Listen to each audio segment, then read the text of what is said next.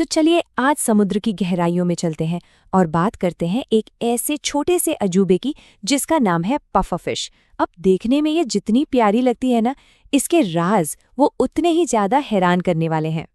देखिए जरा इसको, एकदम गोल मटोल सी बड़ी बड़ी आंखें और बिल्कुल अपनी ही दुनिया में मगन। मतलब पहली नजर में देखकर भला कौन कह सकता है कि इससे कोई खतरा हो सकता है। लेकिन जरा सोचिए, ये रहती कहाँ है इस विशाल और हाँ काफी हद तक बेरहम समुद्र में, जहां तो हर लहर के साथ कोई ना कोई नया खतरा आ जाता है। तो सबसे बड़ा सवाल यही उठता है कि आखिर ये छोटी सी मासूम सी दिखने वाली मछली शिकारियों से भरे इस समंदर में जिंदा कैसे रहती है। चलिए आज इसके इसी राज से पर्दा उठाते हैं। तो इसका पहला और शायद सबसे मशहूर सीक्रेट वो है इसका पलक झपकते ही अपना रूप बदल लेना। हाँ, यही इसकी सबसे बड़ी पहचान है। तो सोचिए, जब कोई शिकारी इसको देखता है और सोचता है वाह क्या आसान शिकार है, तभी ये कुछ ऐसा करती है जिसकी किसी ने कल्पना भी नहीं की होती। बस एक पल में पूफ बिल्कुल पूरी तरह से बदल जाती है, और ये इतना अचानक होता है, इतना ड्रामेटिक होता है कि शिकारी खुद चक्कर खा जाता है। अब सवाल ये है कि ये होता कैसे है।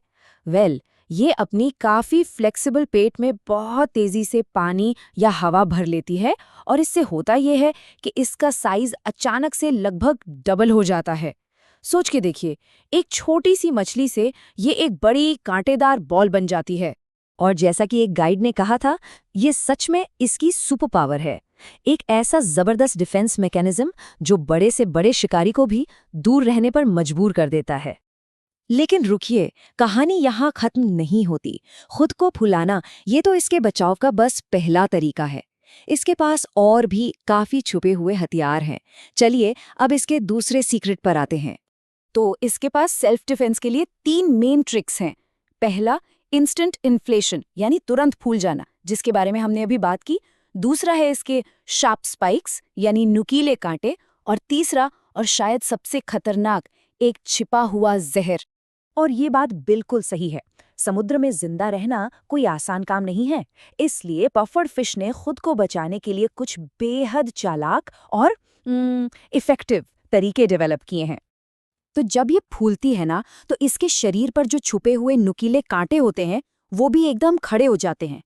ये शिकारी के लिए एक साफ साफ और काफी दर्दनाक वार्निंग होती है, मुझसे दूर रहो। और अब आते हैं इसके सबसे खतरनाक हथियार पर, जहर।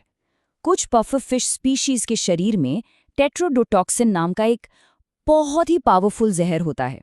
अंदाजा लगाइए कितना, ये साइनाइड से भी 1200 गुना ज्यादा जहरीला माना जाता है। मतलब साफ है, इसे खाने की गलती जिसने की उसकी मौत पक्की।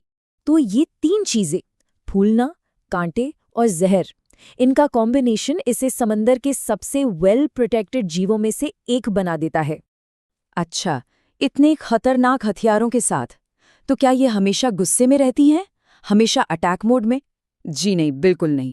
चलिए अब इसके दूसरे पहलू को देखते हैं, इसके शांत और कोमल स्वभाव को, जो शायद सबको और भी ज्यादा हैरान कर देगा।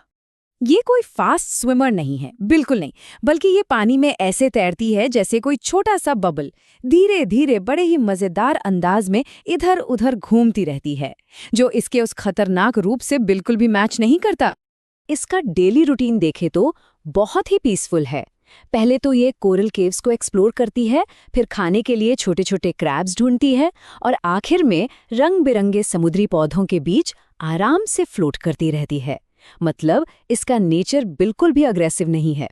तो इस छोटी सी मछली की कहानी से हमें क्या सीखने को मिलता है?